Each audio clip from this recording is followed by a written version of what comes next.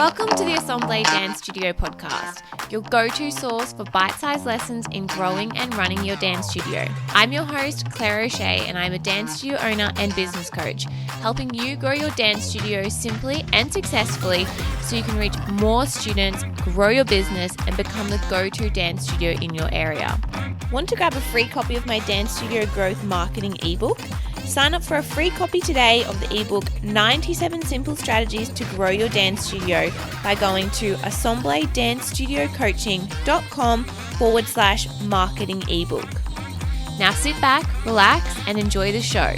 And don't forget to subscribe so you don't miss any of my episodes released weekly. So welcome to your on-air coaching session, Holly. It's really exciting to have you on Zoom and meeting you in person, as well as sharing our coaching session with the Ensemble podcast listeners. So thank you so much for joining us and being open and honest and, being, I guess, a little vulnerable. We'll see how the session goes, but it's always when you're new at something and doing something the first time can be a little nerve-wracking. So thank you so much for joining me today. Thank you so much for having me. Yeah, it's a bit nerve-wracking, but thank you for helping. No problem. So before we get started, I've already sent you some questions. I've had a look at your socials and your website and things like that. But I'd love to get a little bit of an idea more about you personally and sort of where you're at with your business journey at the moment. So a little bit about you and, maybe I know you haven't launched yet. So what you've done so far and when you plan to launch and things like that. Yeah, well, it's so exciting. My name's Holly. I'm from Brisbane. I am a QT student studying physics and economics, which is a little bit different from dance. But I have been dancing, since I was a baby, and I think I just had this revelation of this is what I meant to do. It has the problem-solving skills, the financial side, the business side of my degrees with my love and passion of dance. So about a month ago, I decided to switch it all up and, start my passion. And what I've been doing, because I'm launching in term 3, which is very exciting, I've been, keeping up my socials as a way of marketing because I have my customers are going to be, young families who use Instagram now. I'm also using Facebook because I also have adult classes, and especially those, I'm doing a 65 years old plus ballet class. So that's my customer grounds over on Facebook as well. I've also been, organizing my finances, seeing what's worth it, because there's a bunch of, whenever you start a company on social media, you get a bunch of people reaching out, offering you this and that. You have to see what's worth it and what's not. You are worth it. Yeah, so just seeing what's worth it. I've been organizing my schedules. That was a hard thing to do, see what's worth it. I've also had to find venues, which has been tough, because you have to put on your business face and act like you're not terrified when you're meeting everybody, seeing what's around and what would be good for your customers, because I have to have parking at my venues. I have to, see if it's big enough to hold a ballet class. So it's all just tossing up what's worth it and, what would work for my company best. Absolutely. Well, it sounds like I didn't realize you had just sort of really launched off. So you're super fresh, but you're sounding really motivated. And it sounds like you've done a heap already. So I feel like the steps you've taken so far are a really positive one. Now, again, I have looked at a couple of the notes that you have sent me through, and I'm also making notes as we go along to touch back on things that you said, because I just want to make sure that we cover as much as we can today. So you gave me a little bit of an overview then of the practical elements of your business and what you've been doing.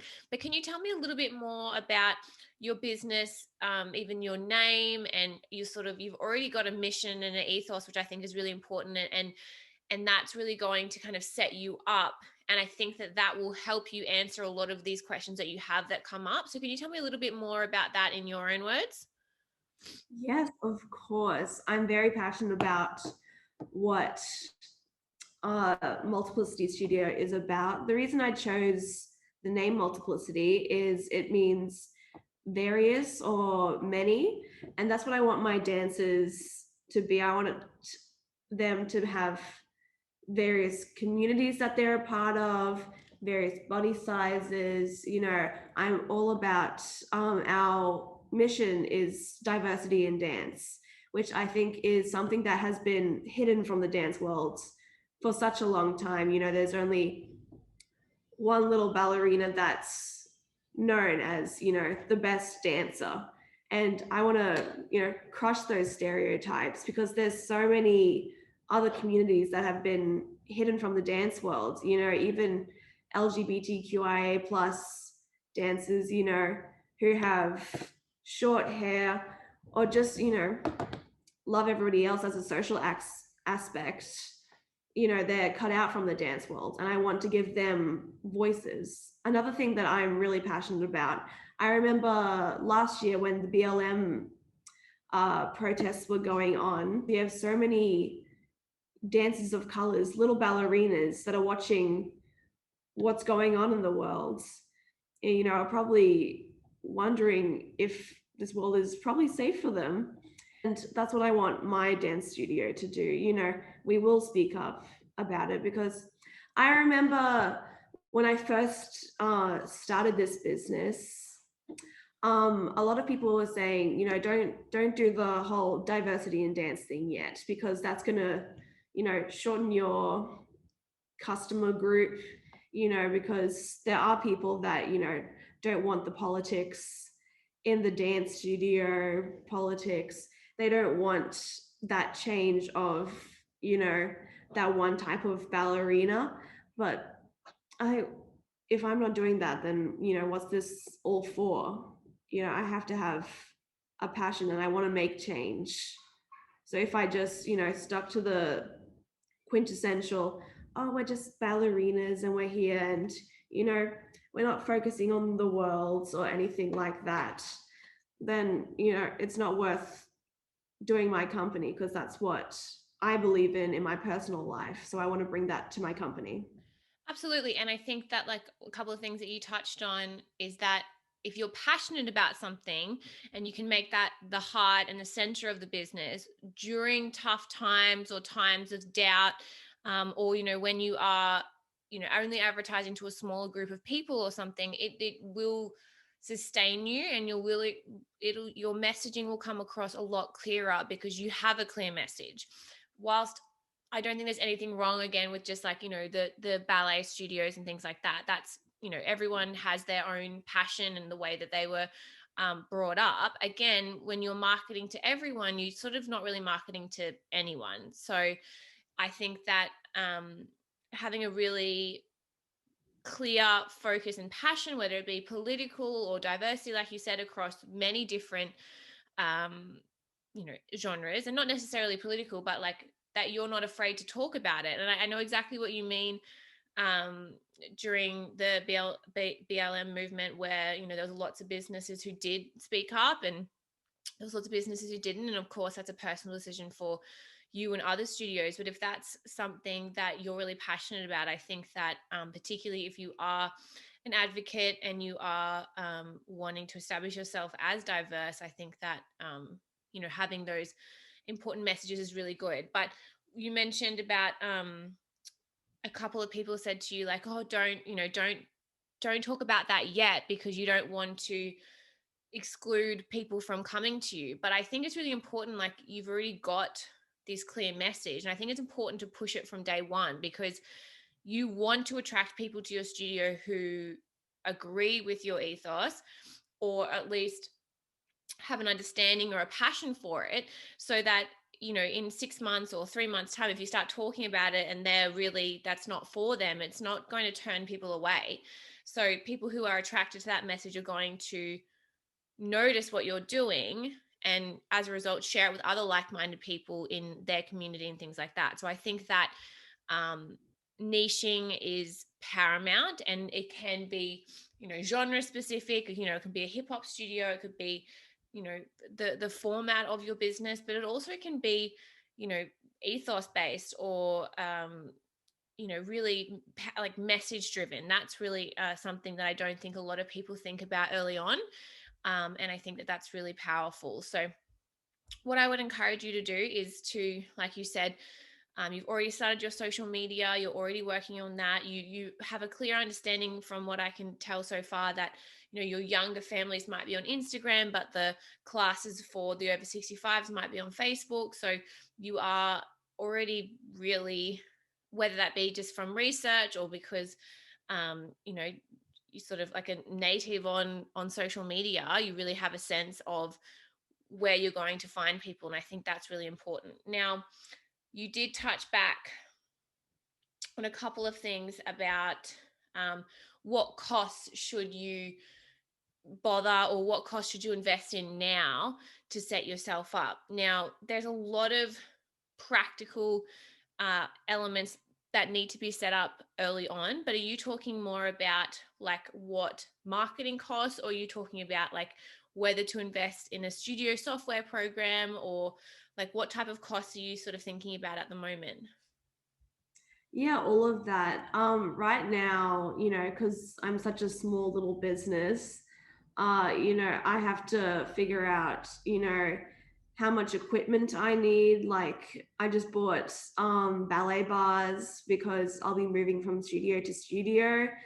Again, the studio software was a big one, deciding, because there are gorgeous studio softwares where it's all set up and easy, but they cost a lot of money. So is it better to just use Excel and type Yeah. the names in there, all of that. Even the studio hiring, Yeah. you can have a gorgeous hall, but it costs like 60 an hour, whereas you can have you know a little one and it costs 25 an hour. Yeah. So deciding what's worth it at this time. Yeah. So in relation to the studio software, I agree. When you're first starting out, I think that's a cost that you can avoid to start off with. Now, it might take you a little bit more time at the start, but when you have a small client base, you have the time to generally be able to do that. Now, when it becomes so cumbersome that you are spending more time on Excel following up things than you are like actually planning your classes or marketing, then I would suggest looking at a studio software, and excuse me, particularly the ones that are more of like a monthly subscription. It might be a more affordable option at the start. And that'll help you as well with your email marketing, with your current clients, as well as sort of managing your leads. But there is other software that you can use as well, other than the Google Sheets. I would recommend something like Trello or Asana to track people who have made inquiries and might not have trialed yet, so that you don't lose any of their information. So getting the information, holding onto it, is a super powerful way to be able to keep connecting with them in the future. And even if they don't become a customer straight away, they might down the track. So I would say hold off on the studio software. That's fine. You don't need that straight away. Some things that you should look at, particularly in our location in Australia, is music licensing, because you can be fined. So look that up on at oh, if you just Google music licensing, Yeah. the acronym will come up. Um, you want to make sure you have your insurances set up beforehand. So, like I personally use Dance Insurance, but there's a heap out there that you can look at, and they're not they're not cheap, particularly when you get started, because any expense when you're not making money yet is high, but it's not worth not being covered just in case. So you want to have um, your music licensing and your insurances, and often a lot of the venues won't let you hire or sign the agreement until you show it. So you need that anyway. And like, for instance, if you were even to go to a market to advertise, you have to have like public liability these days. So Mm. you can look at that. It's probably going to cost a couple of $100s, but depending on how many days you're starting, it does come down. So say if you only know, okay, well, I'm only going to be starting 1 day a week for now, and then you can add on more as you go along. So those are the couple of like necessities, and then everything else you can start adding on when it comes up. So you can add on your your dance software. You can add on like something like MailChimp or Kartra as time progresses. So at the start, I really encourage people to be doing the work hands on, so that you can really kind of understand what your customers want, how often they want to speak to you, how often they want to hear from you. And then you can put your money into where you think that your customers want to hear from you most. So, sometimes people don't want emails and their customers like more being in a Facebook group. And then sometimes Facebook groups don't work for that particular clientele. So you can have a look at that. Stock or prop wise, I think, like you said, having a couple of bars is great. You might need a portable stereo and then a small box, depending on the age groups you're going to teach, with just like your general props and your cleaning equipment. In this day and age with COVID, you will have to make sure that you're signed up with that before your classes start, unless the rules change again, and be cleaning between classes and have a budget for sanitizer and things like that. But you can start really small, and I think that's the beauty of the starting a dance business. I did the same thing. I started off in a small hall. I was just me, and I bought a stereo, and I had a couple of props that I made and cut out. And then as I grew, then I made money and had the time to invest it into more props, and then training, and then looking at dancewear software and things like that. But in relation to what halls to choose from, when you're looking at your business structure and where you see yourself in 5 or 10 years, are you wanting to create a more of a portable style business that goes from place to place, or are you wanting the traditional style, like a location where everyone comes to you? What do you have you thought about your 5-year, 10-year plan and what you are working towards? Yeah, I think I want more of that portable dance class where I can just, hire someone down in Sydney, and, they can get set up in just any hall. Also, like, the really rural areas where, you don't have those big studio companies, just in one location. I could have classes starting there, just from the comfort of my own home, hiring someone, even internationally. I think it'd be really easy, and it's such a low risk thing, not building a studio from scratch. It's just, I already have the venue. I just have to bring the props and everything. So I think the more portable one is the way to go. Yeah, fantastic. And again, your 5 and 10 year goals or visions, they can always change. But I would tend to agree there's a lot less risk involved with the hire per hour model. Now there is restrictions obviously in place, like often the halls can change their availability or can just tell you like, oh, you can't come next week, and you have to sort of weigh up the practical element versus the cost.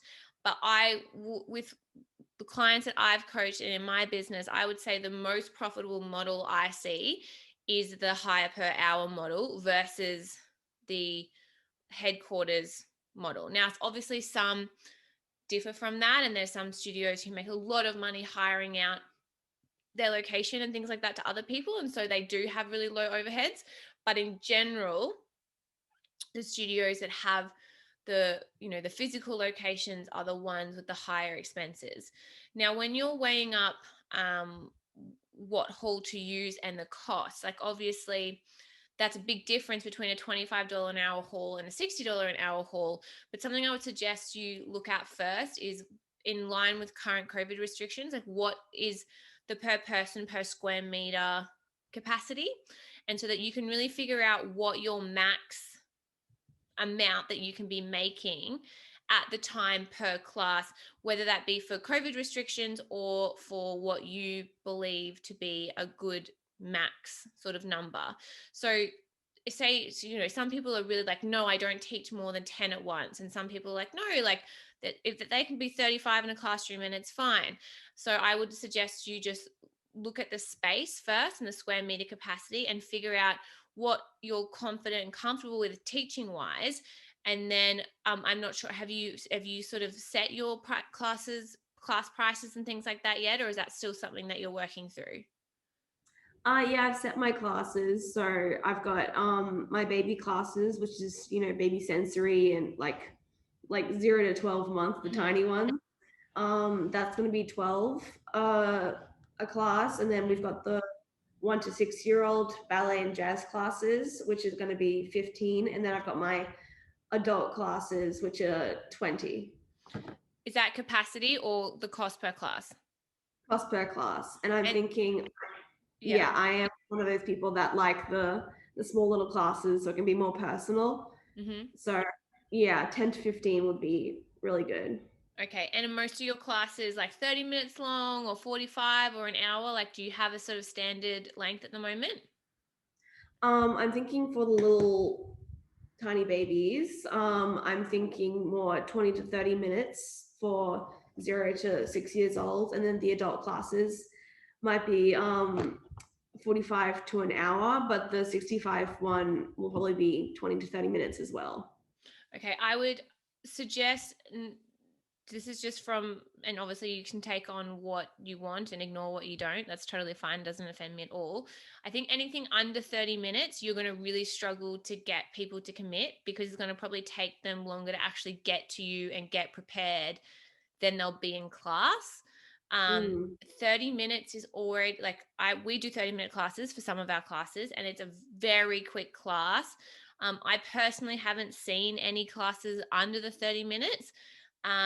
I know, the structure or the content of the class might only be that 20 minutes, but allocating that 30 minutes allows you to bring the people in, to mark your role, to get them started. And you really probably in a 30-minute class only have 20 minutes of content, where in a 20-minute class, if you're getting like 15 minutes of work, I would be like, wow, you're really moving quick. Like you would be doing a quick turnaround. So that's just something to consider. So when you're trying to figure out, like, weighing up which venue, if you're already decided like, oh no, like I have this set amount and it's not necessarily a space thing, what I would be doing is looking at your sort of max earning capacity at that time. So say you said a $12 class, if you have 10 students, you're making $120. If you take your costs off of the higher per hour, what you would hopefully like to pay yourself for that hour minus a percentage of your insurances and your cost of your props and things like that, how much are you actually making per class? So then you could decide whether venue wise, whether it's worth going to the more expensive hall, if you think that that's the if it is a better location and things like that, it might be worth it if you can really fill those classes and be making that profit. If not, I would be just starting at the cheaper one, as long as it's like clean and tidy. I don't think there's anything wrong with it. People don't expect new businesses and things to be the most phenomenal thing they've ever seen, and the whole point of it is the dance class. It's not like an architecture tour, so I wouldn't really worry too much about that, as long as you, like you said, there's a place for them to park, there's access to toilets, it's generally clean, and you feel like it's a safe environment. Then I would say, yeah, why not just do the cheaper one? Or if you are looking at multiple venues, you might even try both on different days and see which has a better attraction for your clientele, or whether it really doesn't make a difference. But what I would suggest as well, if you're running the model where you were happy to sort of fill it to capacity and it was more of a size thing, well then that can really determine. But again, if it's going to be the same amount of people at each venue, obviously the lower the hourly rate, the more profit you're going to have at the start, which gives you more uh, profit to be able to then invest back into yourself and hopefully grow further. So, have you sort of spent some time kind of figuring out what each class, like if you have 5 students, what you can make, like what you need to essentially, how many kids per class you need to cover your costs at this stage? Yeah, all the break-even points I've been working out with all my finances as I buy, my yoga mats and all of that. I've also done some like demographic Mm-hmm. search, to see which suburbs of Brisbane will give me the most customer base, because if I go out and whoop whoop, I won't get anything right now. Whereas, CBD in a city is where all my customers are at. So I've just pinpointed, where I will fill up those classes. Yeah, and as I, spent more money, the insurance I've looked into, all of that, I've made sure to, write it all down, because that's where my business degree has come in handy a lot, is, working out those finances. Yeah, that's really good. And like you said, particularly if you are wanting to have more of a model that is a like portable model, then you might trial a couple of locations and figure out, even though technically the demographics are great, it's a middle to high income earning area, there's a heap of people there, but it's just not taking off like this other area which really shouldn't be taking off. Well, there's nothing stopping you from shopping and changing.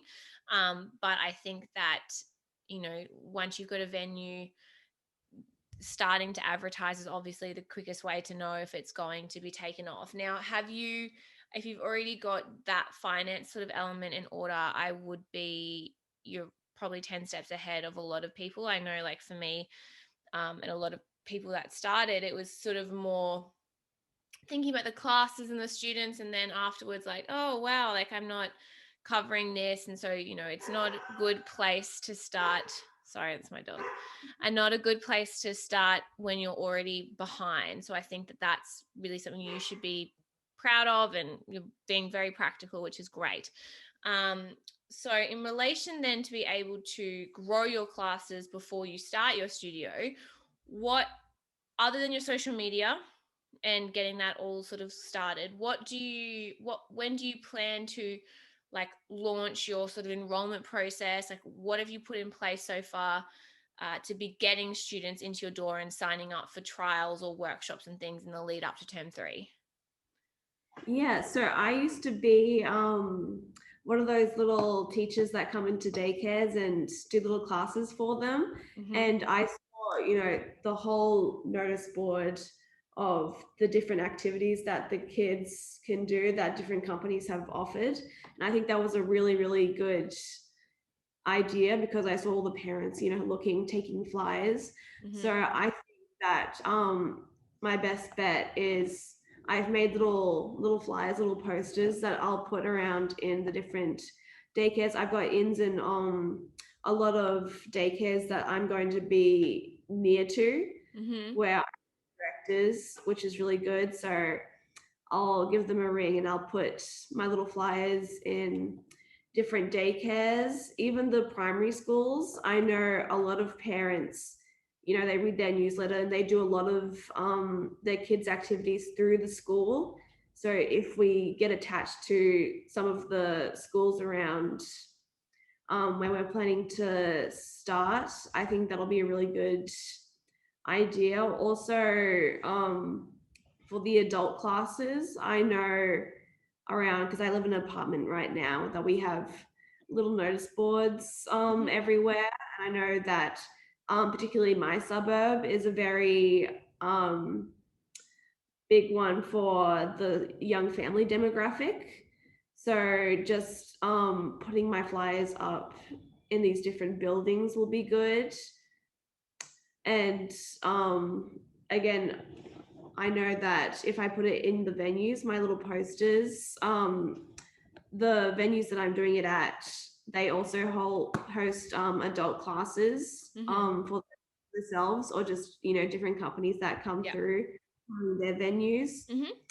It's good to put posters there as well, so people that are already into the dancing and fitness can see my classes. Yeah, absolutely. I think on the ground marketing is a great place to start. Like you said, it's low cost. It really just takes your time to kind of get the information out there. Do you have a budget at the moment for any advertising, whether it be on social media or Google or anything, or you really need to make sure that what you're doing at first is free and building up your client base before you can put money back into paid advertising? I think that it's worth the cost of, spending a little bit to do marketing, because I think that's such a huge part of getting a company off the ground is getting the word out. So Mhm. I've allowed myself Okay. some wiggle room for advertising, because I think that's one of the major ways of how I'm gonna get my company to start being profitable. Yeah, absolutely. I just sometimes people literally have zero money to put into it. So I think that that's really awesome. Another free, like you said, you're doing the flyer drops, you're putting them up. Another way to engage in your sort of specific communities that you have your hall set up is that there's a lot of Facebook groups that are specific to mums in an area or dads or parents in general. Or like a primary school will have a specific Facebook page, or even a childcare and or like for instance like just a suburb Facebook group, and a lot of them allow advertising on a certain day. But what I would suggest you to do is to create some type of download or free guide or activity book or something that a parent is really going to be like, oh, that's cool, I'll grab a copy for little Jenny.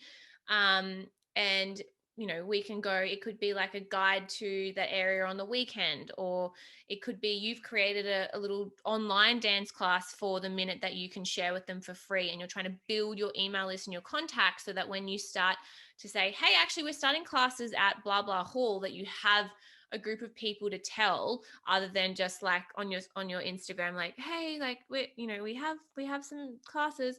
So you really want to create something that's free, like an ebook, or again, put some time. It's not won't cost you anything to create a little free intro class for like some specific age groups that you want to start in that area.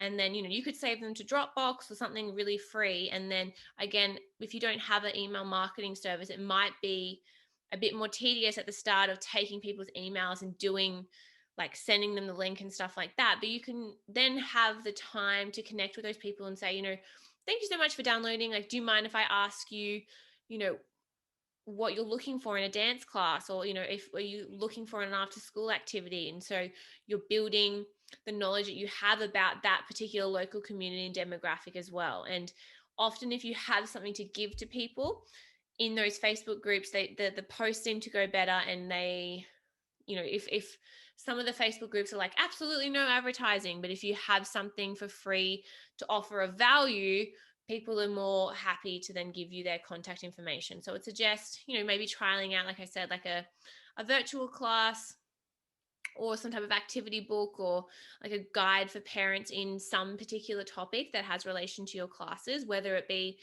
a guide to speaking to your child about diversity for under 5 years, or it can be something really related back to your ethos as dance studio. And then as well, you could follow up a week after that and offer them a free trial class. So you're sort of creating connections in a different way, and you could be sharing this on your social media as well. And when you start to reach out um, to newspapers, or try and get some free marketing in place, it's something that you could keep referring back to, like, oh, I created this guide because I know parents are really wanting to talk to their child about inclusivity and diversity amongst parents and in the classroom and things like that. But you know when I was speaking to them, I found that they just weren't sure which language to use, so I used my knowledge and I created this guide to share with them, blah blah blah. So I think that that would also give you a really good hook if you're wanting to get some free PR.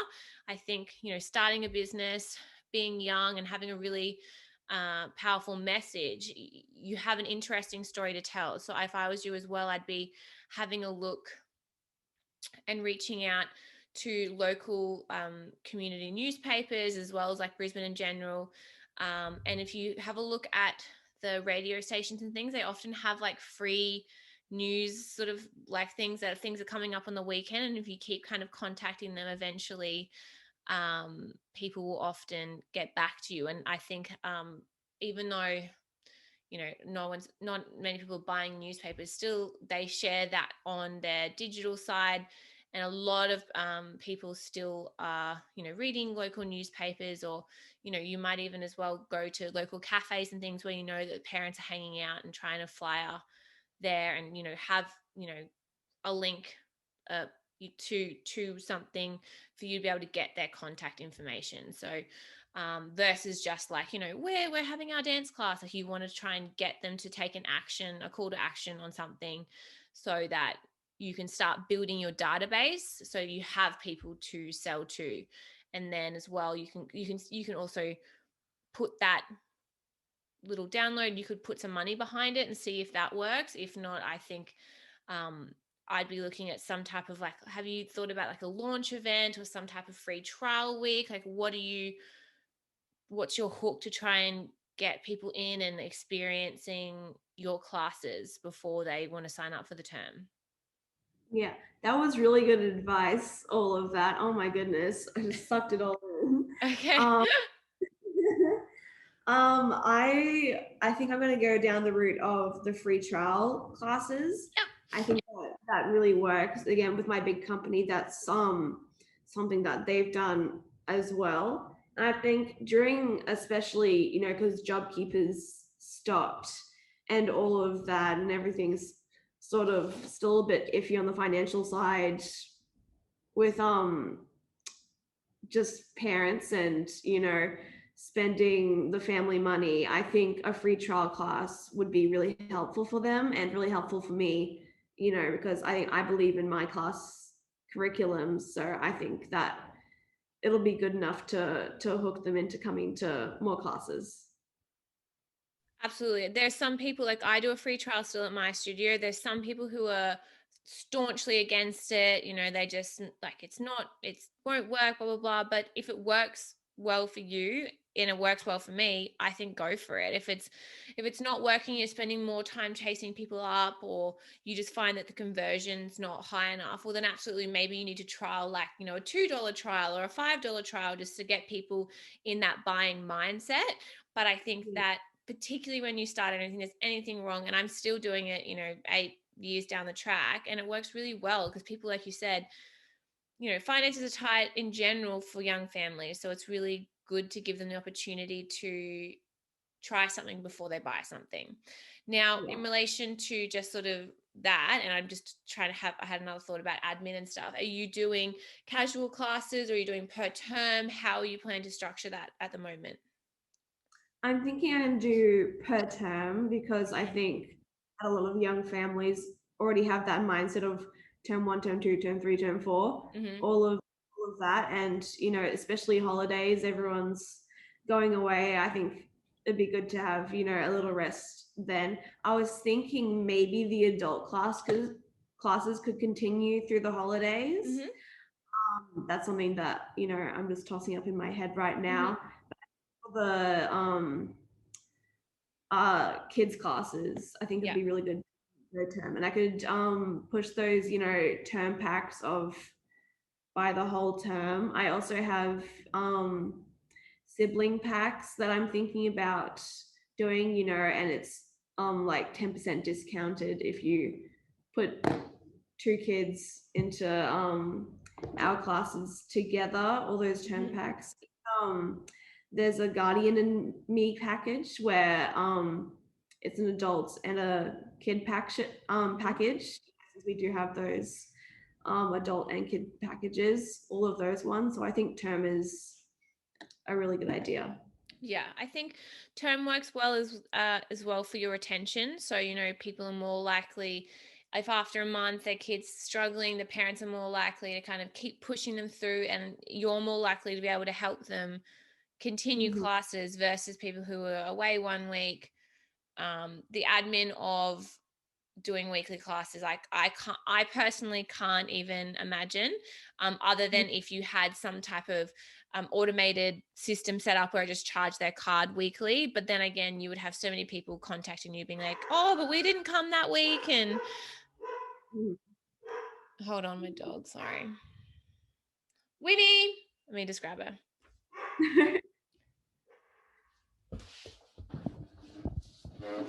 Winnie, come here.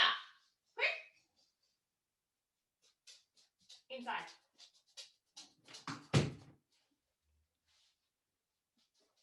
This is the culprit. Come up here. Come here. Come here. She's... Oh, that's so cute. She's a barker. She like, and because we're renovating, we're going to have our curtains up so she can see out to the front. So she's just now like, anyway, I'll just cut that out. No, excuse me. So going back to what we were saying, I think that, yeah, the term classes are a much easier way for you to be able to manage. Something that people will come up is if they're starting halfway through term, you might want to pro rata for the remainder, or if you still want to charge the 10-week block that rolls over to the next term, that's something to have in your terms and conditions before people sign up.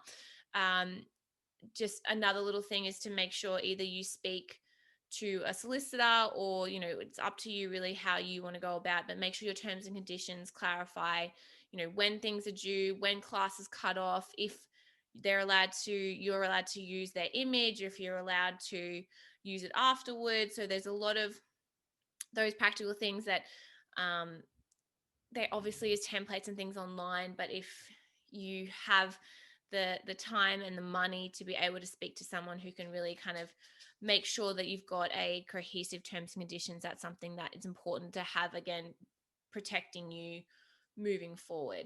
And then in relation to your adults classes with going through the holidays, that's something I think that you could trial and see, like depending on, for your over 65 group, they're generally probably not going to have kids they have to look after in the holidays.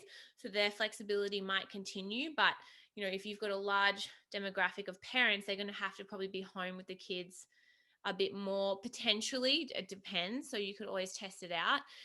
Something I found that works really well with adults is still though having like a short period that they like commit to. So sometimes like just continuously rolling classes, people are like, oh, I can't, I'm busy this week, or I'm going away on a work trip, or we're going on a holiday, I don't want to commit for 10, 12 weeks, but they're happy to sort of purchase a month of classes or do a 6-week block, and then you kind of keep selling them.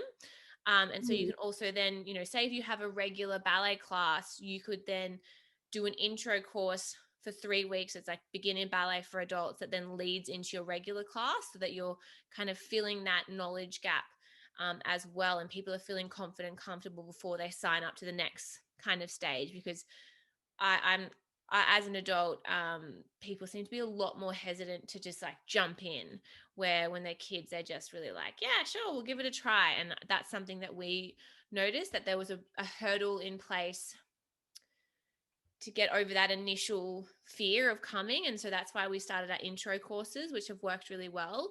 And again, there's something that often a person will bring a friend to. So those numbers seem to grow quite well. And you can also run like shorter, more specific genre things like a Latin class or something for a short period of time as an added workshop. I know people who have had success with the intro course for kids classes as well. So, they might do a free trial, and then they might do a 3-week intro course, and then they kind of try and induct them into the regular classes. So something that you could think about moving forward. And again, whatever you set up for the kids in relation to some type of free guide or a call to action kind of to build your email list and build your contact list, the same could be done for the adults. So you could have, a little exercise video of stretches to do at home to prepare their bodies, or 10 stretches to help with a sore lower back. Like, it can be really specific things that you're sharing, or a little a ballet warm up, or a mini ballet class that they can do at home in under 15 minutes to again build that contact list, get your database growing, so you have people to reach out to when the time comes for your classes to start. Yeah, definitely. So that is a good place to start. And again, those systems in place, they do take a bit of time to set up, but then you've got them there and you can just keep using them and tweaking them years moving forward. So just having a look at some of the other questions we touched on, because we are mindful that we've already been chatting for like 40 minutes or so. So you mentioned, I said, what specifically would you like some coaching around? And you said, you want to learn more about the financial side of business, including taxes and how to budget and what's worth paying for.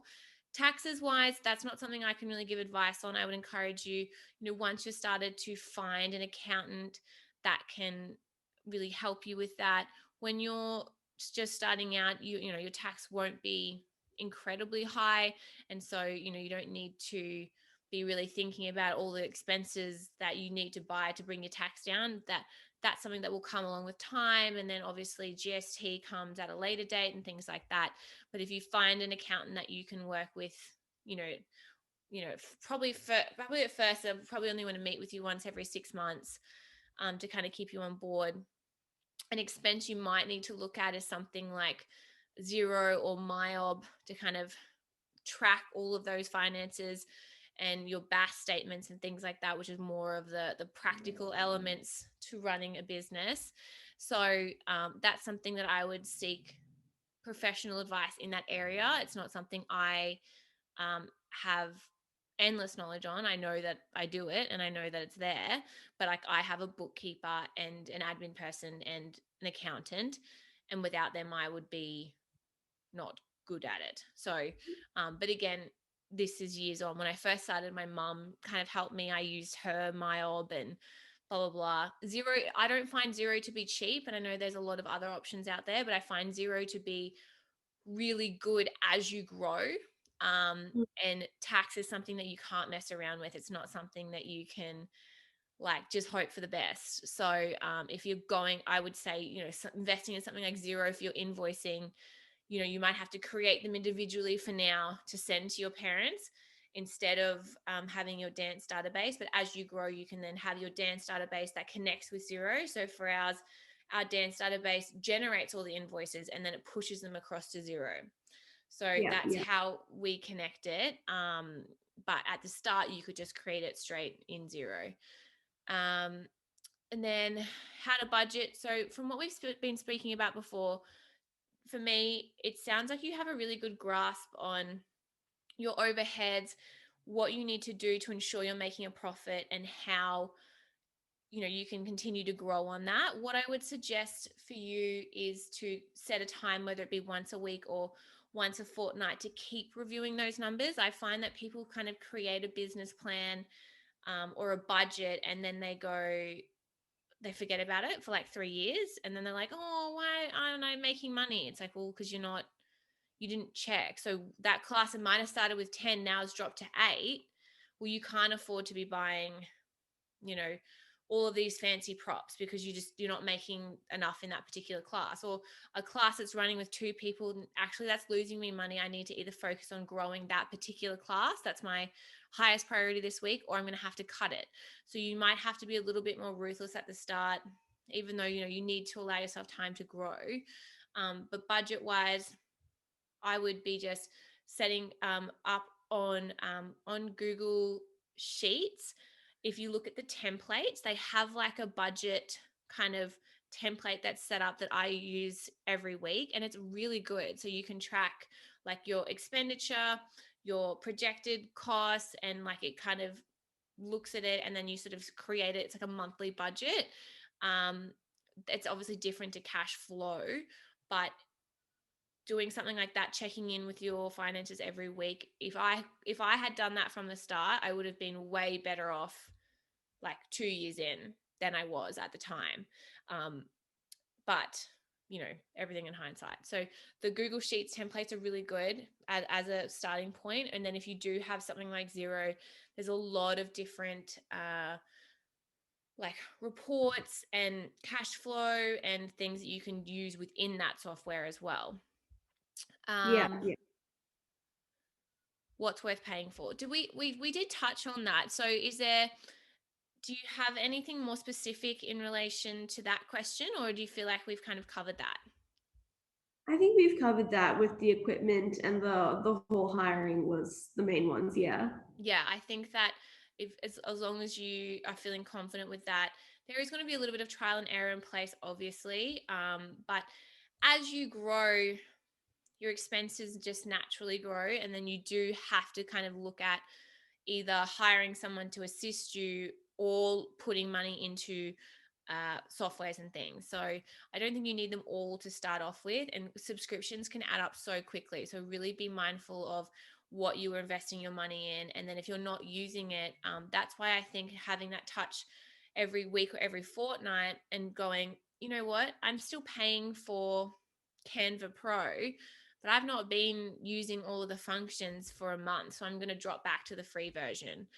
So Mm. really kind of being a bit nitpicky at the start will help you save, even if it's $30 a month, that's $30 you could be putting into a Facebook ad or a Google ad, which you didn't have before. Which, it seems like a lot, but when you're trying to grow, you have to kind of be quite strict with yourself, I guess. Yeah.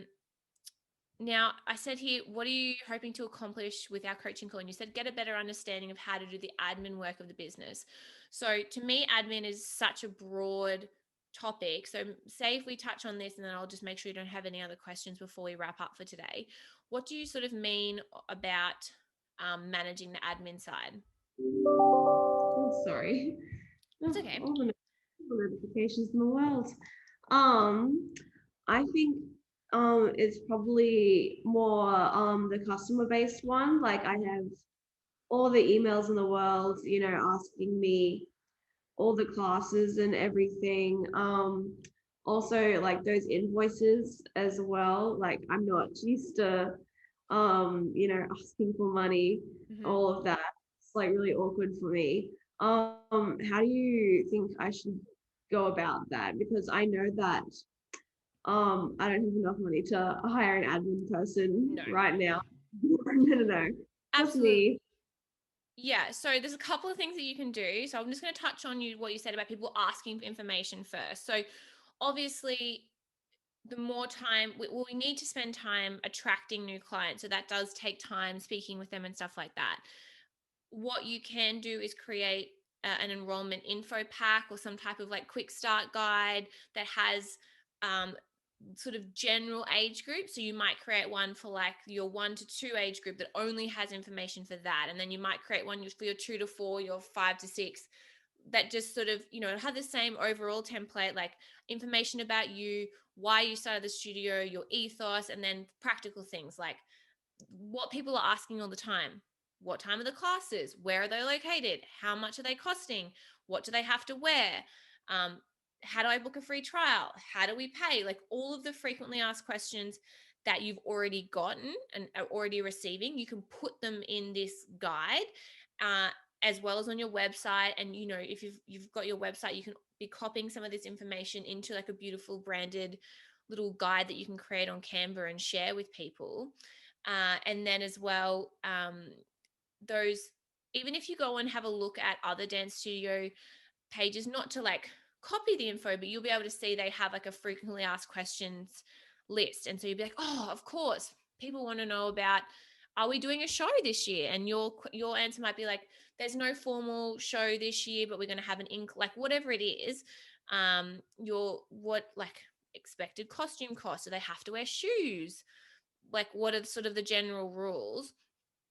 Creating an info pack and copying that information on your website so that when you're emailing people, you can easily highlight from the book and copy it directly in the email to answer their question. And then you can say, I've also attached our info pack, which has all of our questions, everything you need to know about how to join Multiplicity Dance Studios.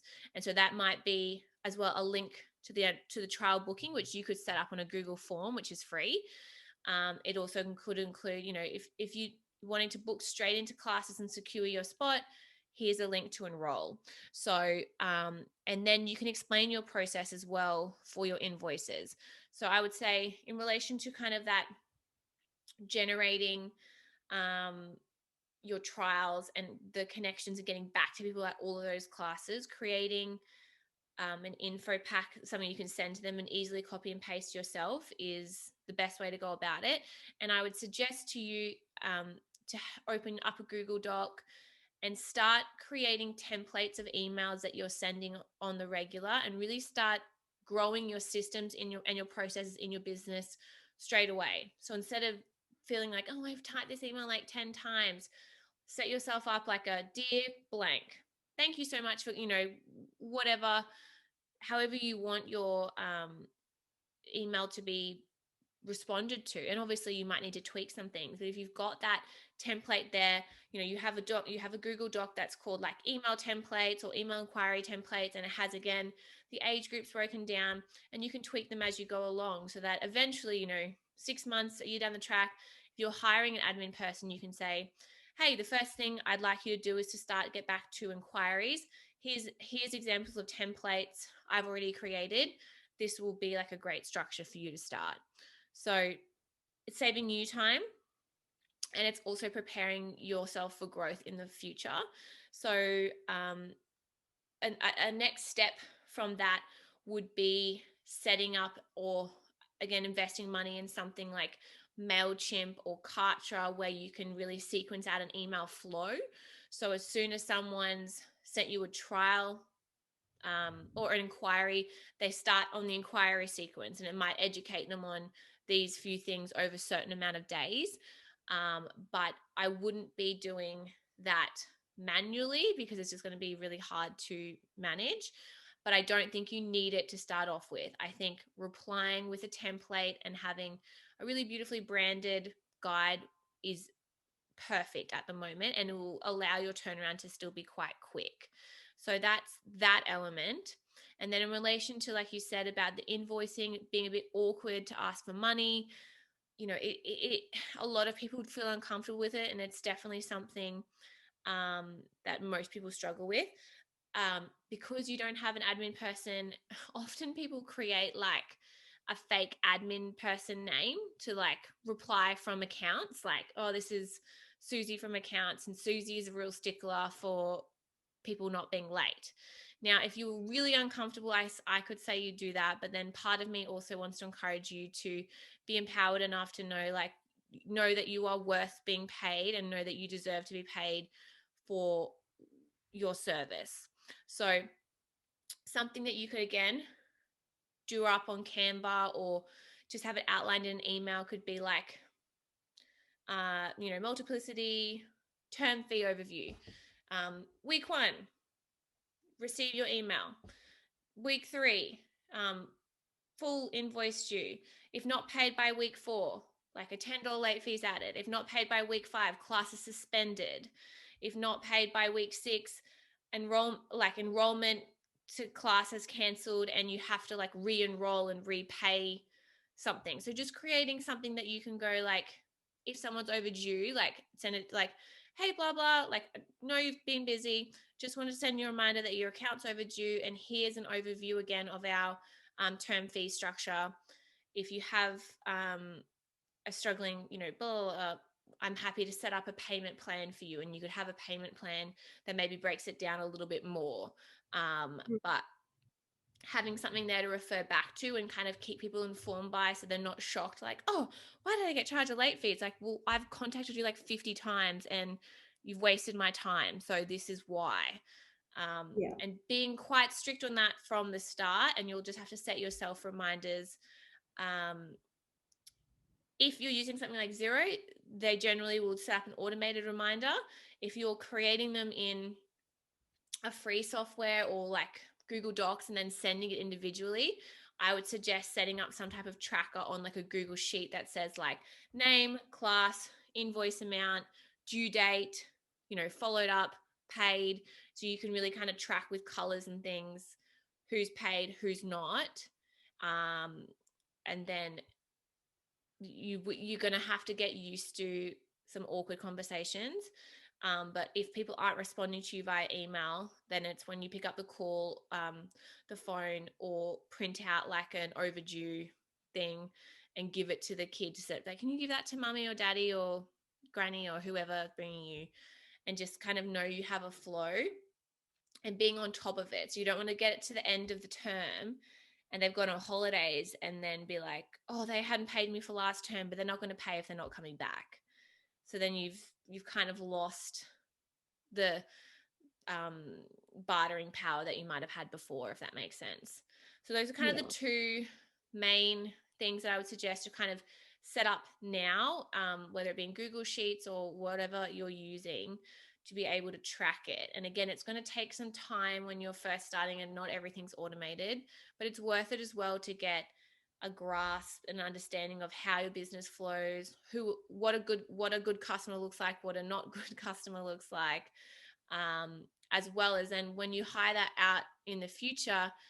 I don't know, for me personally, sometimes I'm like, oh, like I have a part-time office manager and she manages all that. Like I know why her job takes so long because people are annoying and don't, like, she's chasing people all the time. But if you didn't really have any understanding, it can be like, oh, why are they spending so much time following up on invoices? And then again, in the future, there's things that you can do. You could think about auto pay and stuff like that. And we have a FPOS machine. So if people are constantly late payers, we set up a payment plan where we can charge their credit card and things like that. So there are some options, but when you're first starting, I think either looking at something like Xero or setting up a bit more of like a sequential flow for yourself to kind of check in, like, Monday morning is like, I'll check in here and I'll just make sure everyone's up to date. And then that might be when you do your budget as well. So you might set yourself like a finance morning or something to really kind of check in and make sure everyone's up to date before you go to your classes for the week. Yeah, that makes sense. Yeah. So other than that, do you have any other questions that have come up? Anything that's really burning that you want to ask before we wrap up for our call today? I think I'm all good. Thank you so much. I've just put all this information in my brain. The startup packages are such a good idea. I'll be, creating them definitely, joining all the Awesome. Facebook groups, the Yeah. emails, all of that. Yeah. Canva has some great templates as well. And then obviously, I think do a bit of research or even sometimes asking some questions in the Facebook groups like, hey, are you a parent of a 3 to 5 year old? Like, what's a burning thing that you'd love help with at the moment? Or, it might be something a little bit like left of field, like a school lunch packing menu or something. And it might not really have a huge link to like running dance classes. There's nothing wrong with being like, here's some healthy snack ideas. And then like, here's your afternoon snack to pack for your dance class. Oh, look at, I run a dance class. Like, you know what I mean? You can kind of make those connections because it doesn't always have to be like, try our free dance class, try our free dance class. It can be a little bit more wider in helping parents manage their life or the kids in general, to then be able to support them in other ways to be able to get to your class. So you can sort of think a bit outside the box, or like I said, because you're really pushing your powerful business message. I think even like a short guide about how to have those conversations with kids, and answering difficult questions about Black Lives Matter and about equality, and even about like LGBTQI plus the community, like how or even if you don't feel you know like an authority enough to be like creating that guide, it could be a guide that leads them to where they could find those resources. So you're kind of more like a curator of that knowledge versus necessarily saying like, I'm Holly and I think this is how you should talk to your children. So, if you're feeling like, oh, I'm just not sure if I'm there yet, you can create kind of more of like a curated version of it. Yeah. Awesome, Holly. Well, it was so great speaking with you today. And I think that you've got, a heap of info and already stuff going on. If you have any questions in the meantime that come up, feel free to reach out to me. I'd love to connect with you. And I look forward to sharing this with other new dance studio owners, or anyone who's listening, about how to kind of launch and grow. And hopefully we can check in again in the future. Yeah, I'd love that. Thank you so much for helping. No problem. Have a great day and good luck. And yeah, I'd love to hear how your launch goes as well. You too. Have a good day. Bye.